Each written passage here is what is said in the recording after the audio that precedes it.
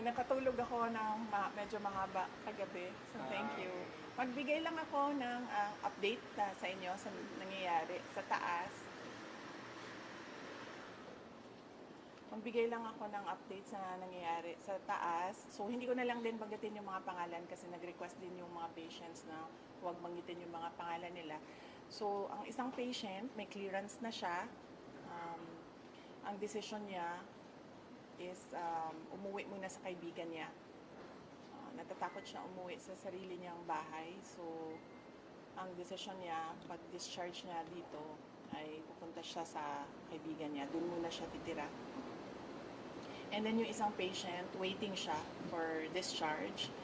At ang sabi sa kanya ng private doctors niya ay lumipat siya ng hospital.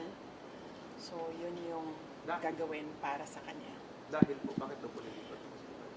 Well, hindi niya nasabi sa akin. Ang nasabi lang niya sa akin ay yun yung gusto ng private doctors niya na lumipat siya ng another hospital. So, yun din yung gagawin niya kasi right now, yun lang din yung pinagkakatiwalaan niya, yung mga doktor. Tonight po siya lilipat.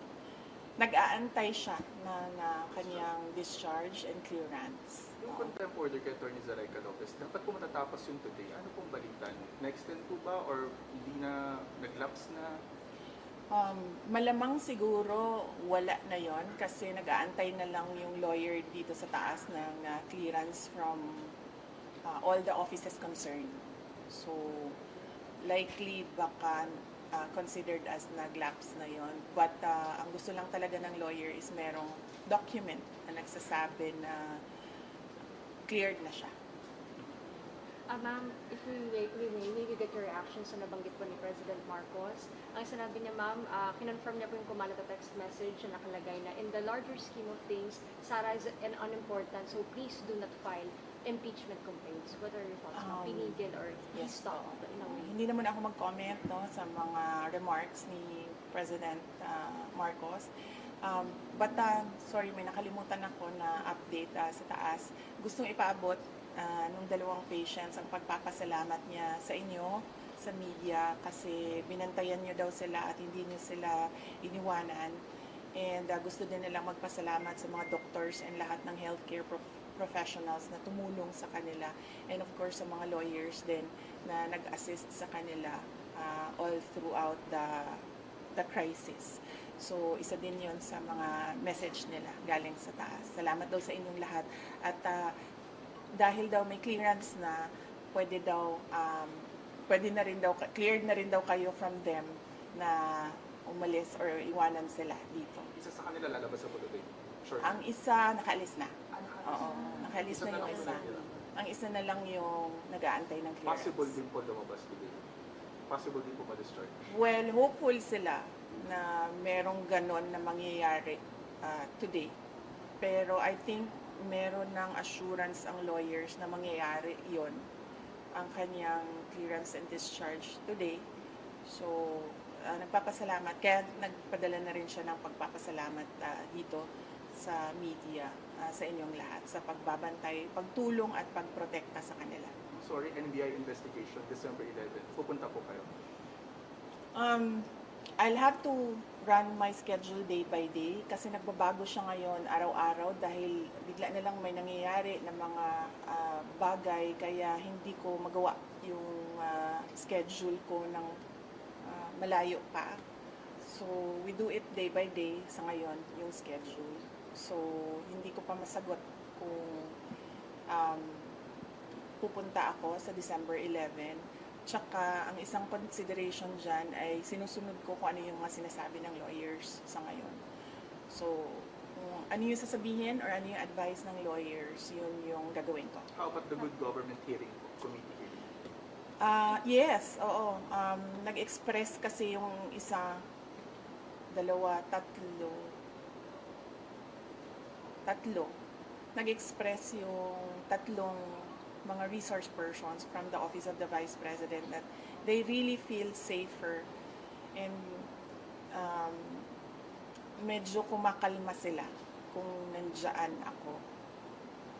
Ang worry ko lang is right now, wala na kasi kaming chief of staff, affected din yung assistant chief of staff ng office. So ako na lang talaga yung naiwan sa opisina to do everything. And meron ding mga year-end activities ang office. Meron din kaming mga Thanksgiving activities.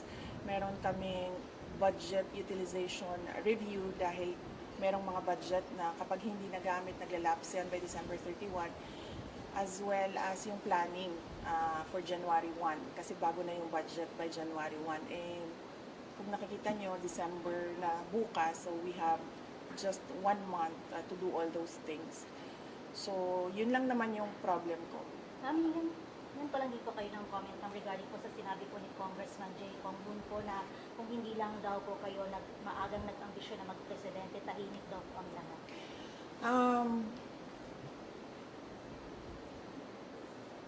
Unang-una, the presidency of 2022 was mine already.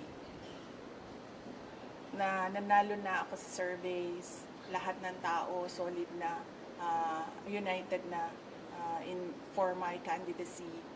Pero I gave it away because I felt I had to do some other things other than being President of the Republic of the Philippines. Pangalawa, hindi ako yung nagsabi sa kanila na magbukas sila ng investigation or inquiry in aid of legislation that is more like a political persecution and harassment of OVP personnel.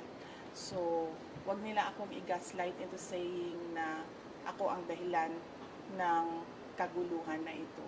Ang kaguluhan na ito ay nagsimula sa sa terrorism nila, sa harassment nila, sa threats nila sa mga personnel ng Office of the Vice President.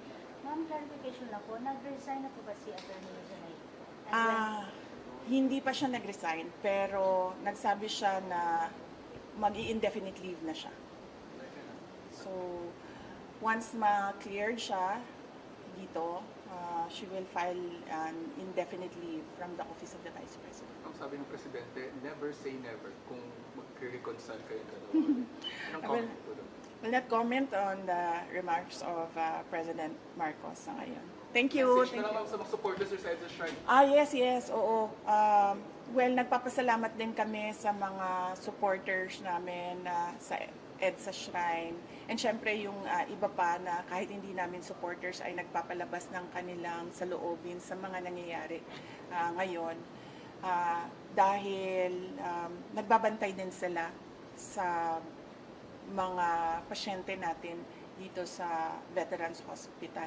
And nagpapasalamat din kami sa mga tao na nasa labas ng Veterans Hospital na nagbantay din sa mga pasyente. Malaking tulong yon sa akin, yung media, yung mga tao na nagbabantay. Si Senator Bato de la Rosa na hindi talaga niya iniwanan yung mga pasyente. Si Senator Bongo na nag-substitute sa akin dito. Ang laking tulong nun lahat, ninyong lahat sa akin dahil nakakagalaw ako, nagagawa ko pa rin yung mga iba kong kailangan gawin na mga trabaho. Ma'am, tama Thank na po you. ba? Ma'am, nag-usap na po ba kayo ni Chair Arnie? Thank you, ma'am.